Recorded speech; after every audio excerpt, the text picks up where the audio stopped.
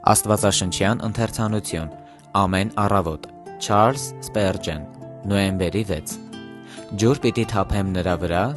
ով ծարավ է, Եսայա 44:3։ Երբ հավատացյալն ընկճվում է, նա հաճախ փորձում է ինքնուրույն ցրել մռայլ մտքերն ու կասկածները։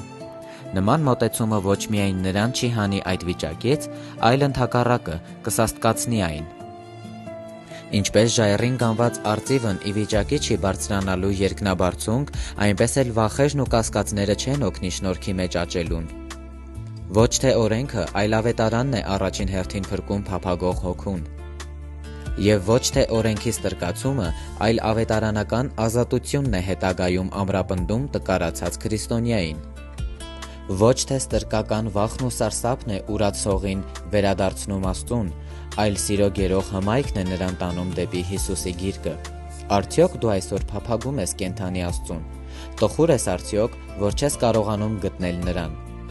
Արդյոք դու չես կորցրել քրիստոնեության մեջ քո ուրախությունը, եւ արդյոք սա քո աղոթքը չէ։ Վերադարձրու ինձ քո փրկության ուրախությունը։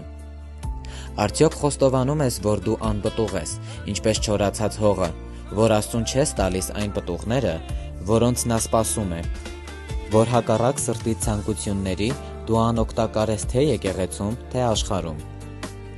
Ահա այն խոստումը, որ հարկավոր է քեզ, ջուր պիտի թափեմ նրա վրա, ով ծարավ է։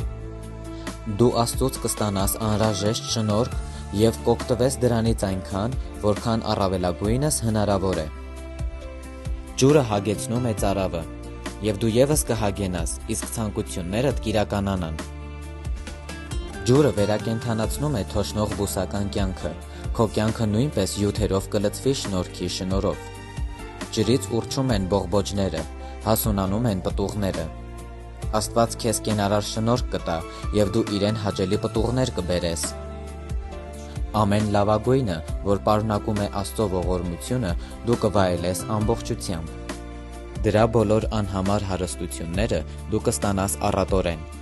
Ինչպես ողողվի մարգագետիններն են հեղեղումների ժամանակ լճի վերածվում, այդպես էլ քո հոգին առատորեն կտոգորվի շնորհքով։